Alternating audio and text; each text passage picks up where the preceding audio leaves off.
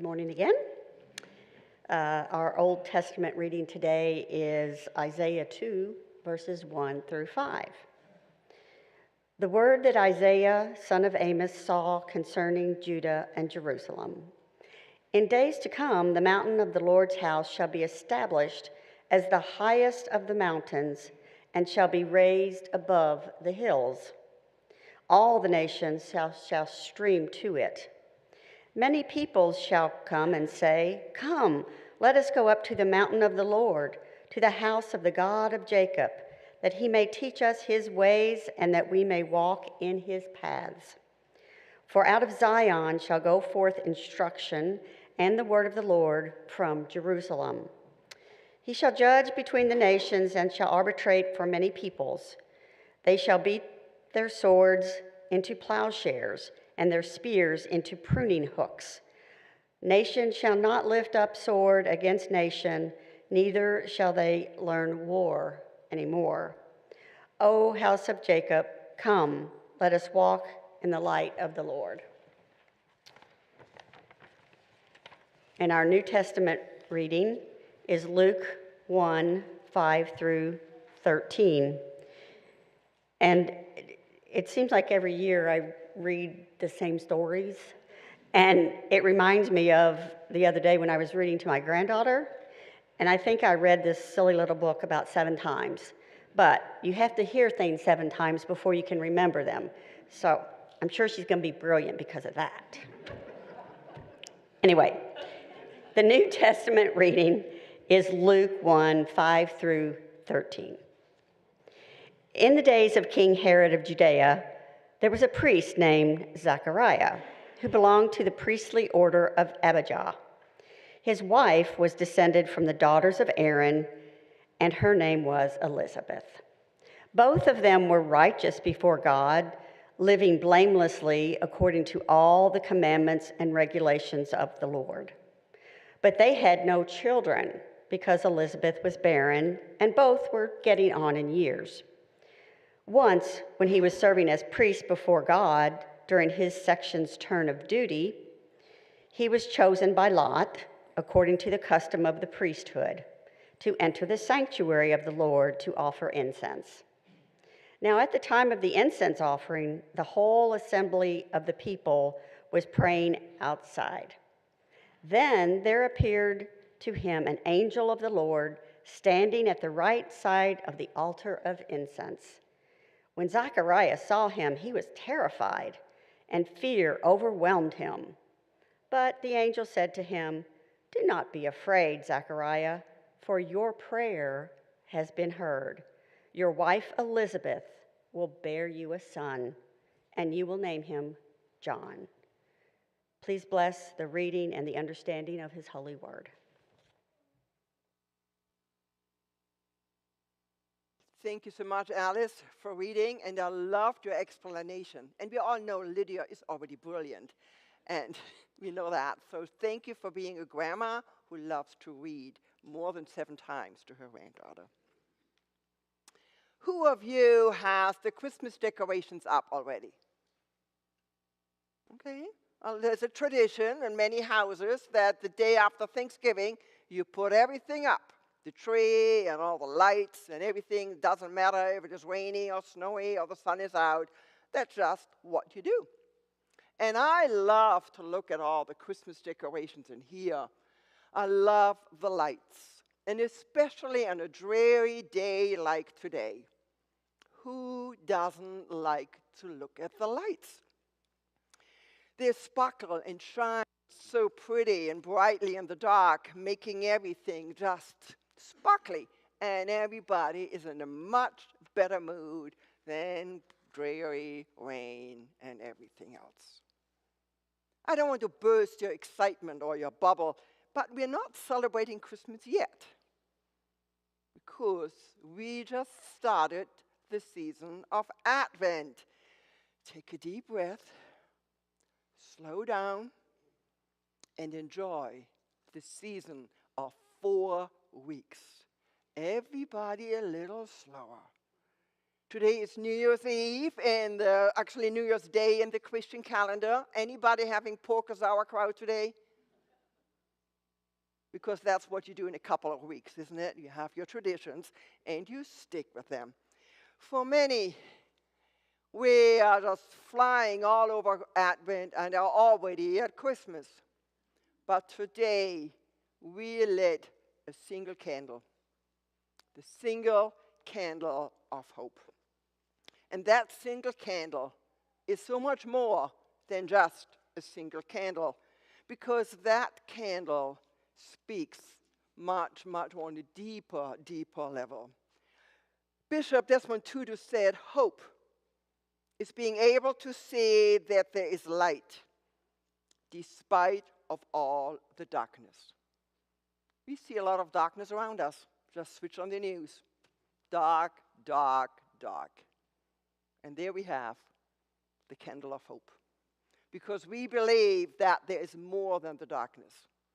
We believe that despite the darkness, there's hope. We need hope, especially in times when not everything is rosy, bright, and sparkly. And our gospel reading today aligns with this mood. Today's reading is only found in the Gospel of Luke, the only gospel with the familiar Christmas story with the shepherds and the angel and, the little baby. And we get there and we read the story again because we sometimes need to hear from a different perspective. But we are not there yet. That's chapter 2. Today we're in chapter 1. So we still have time, and hope you enjoy the long, wonderful season of Advent. Today we learn about two faithful people, Zechariah and Elizabeth. But despite of them being faithful, despite of him being a priest, they lost all hope. They live in fear. They're desperate, frustrated, have difficulties. And I love it that in our gospel stories leading up to Christmas, we hear of holy people being frustrated with God. I know I can relate. Who else can relate of being frustrated in this world? I see a couple of hands going up. And I do not know about you, Pastor Susan, but a lot of people look to me like, oh, you have to be bright and sparkly all the time. Sorry, to burst another bubble. And that's why I can relate to today's stories, to Zechariah and Elizabeth. They have doubts, they have questions, they have fears, and they are totally frustrated. Do you know that feeling when you're just totally frustrated and giving up? Both of them are going on in the years. And it is tradition in that time, and I think much more of a stigma then than it is now. Elizabeth is barren. That is a harsh word. That reminds me of a deep, dark winter when it's just cold outside and there is nothing out but frigidness. And you hear the snowstorm. That's probably also how she felt. At that time, to be child, it was much more, not only of a stigma, but frustration than it is now. Because at that time, your children are your social security. They take care of you when you're older, and they carry the family name and traditions. And many people thought it was God's punishment for any sins you might have done. Tough situation. Many here who have been around this situation might feel the same way. If you're going through this, I'm sorry. If you want to talk about your experiences, feel free to reach out to Pastor Susan or me. But besides this being a difficult, private, personal situation, the political climate was tough. Tough is an understatement. In the first line, in verse 5, if you want to go look in your bulletin, we easily overlook what was happening.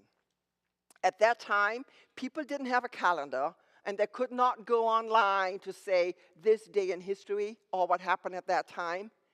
So their time was not the calendar as we have now, but their calendar was in the time of the political leader. So we read, in the days of King Herod. Everybody knew what that meant. Everybody. 35 years of terror, fear. That's a long time. In Matthew's gospel, we read that this was the same King Herod who, after Jesus' birth, was responsible for the horrific homicide of young children. In the days of King Herod. So not only Zechariah and Elizabeth in their personal life frustrated, but also going on in the time they were living in. Terror, fear, oppression. Bleak or barren. And then an angel promises a child to Zechariah and Elizabeth. That's what was they hoping for. But how did Zechariah react? Did he just jump up and down with joy? No, he was terrified and fear overwhelmed him. Well, let me get this straight. You were hoping for a child, and now that you're going to get a child, you're terrified and in fear? Yeah, because you knew what that's going to be for this child growing up in this world. Fear overwhelmed him, as Alice read. The Greek word is phobos. This is the word where we get the word phobia from. Terror, fear, fright. These are his reactions. The word phobos, or fear, comes 47 times in the New Testament, 7 times in the Gospel of Luke, the highest number of all. And that's the gospel of the Christmas story. And we have fear, phobia going on, like all intermingled in the Gospel of Luke. His reaction was not joy, but fear. And this fear, this phobia, leaves Zechariah speechless. He loses his voice, does not know what to say anymore. Many people can relate to Zechariah. They live in fear. They are controlled by it. They might not lose their voice, literally speaking, but they feel overwhelmed, and they feel just in themselves, and might not be able to do anything, to say anything. They are paralyzed, overwhelmed, helpless. The poet Maya Angelou says, hope and fear cannot occupy the same space. Invite one to stay. Hope and fear cannot occupy the same space. Invite one to stay. Today, on the first Sunday of Advent, we light a single candle of hope, because we are not giving into fear. We are not giving up, but we trust that God is at work, even when we don't see the outcome. Yes, fear is real. Yes, I also watch the news. And yes, I also know what's going on, not just in our own community, but in the country and in the world. And yes, sometimes I feel like hitting the blanket over my head, and especially on days like this, when it's rainy and cold, of staying in maybe an hour longer, maybe 2 hours longer. Because what's this all about? We can be easily overwhelmed by fear. But then, fear has power over us, and we are passive objects. Or, according to Maya Angelou, we invite hope to stay. If we choose to live in and with hope, then we're not passive, we are active. Because hope is an active word. And sometimes hope means staying awake, being in the present, being alive, and doing something small that others might not even notice. Hope is a gift. Hope is trusting in a future we don't know yet, but we trust that this is better than giving in to fear. Because we believe hope is stronger than fear, and hope begins with one candle. This week after work, I stayed a little bit longer. It was already dark outside. I forgot something in the sanctuary, so I walked all the way over. And by now, I know my way pretty much around this church, so I know where the chairs are. I can see in the dark. And I knew coming in from over there to over here, okay, I need to adjust my eyes. It's going to be dark, but I know exactly where I'm going. I just need to pick up something and walk back. Not a big deal. So I prepared myself mentally for darkness. You know how that is in your mind, knowing it's going to be dark, and you have to adjust, even your mind knows to have to adjust your eyes. It was pitch dark outside. No trees were lit, nothing. I walked in. It was light. These candles up there, which you can't really see right now, those candles up there, they were lit at night. Candles of hope. I could see. I could see much more than just putting one foot in front of the other. But what I saw was much more than just these candles on the top of the windows. I saw symbols of hope. I was reminded of the fascinating stories and history of single candles of hope glowing in the dark.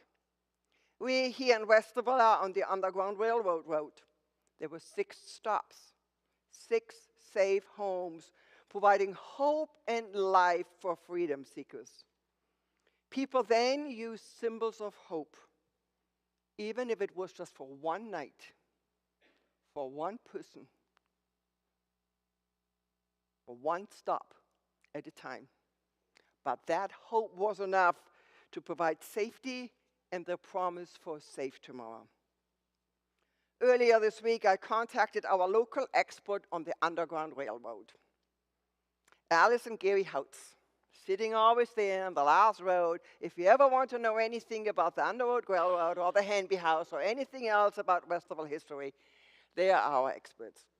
They shared valuable, interesting details, not only about history, not only about people way back then who are famous now, but about everyday people who served as beacons of hope during a time of fear.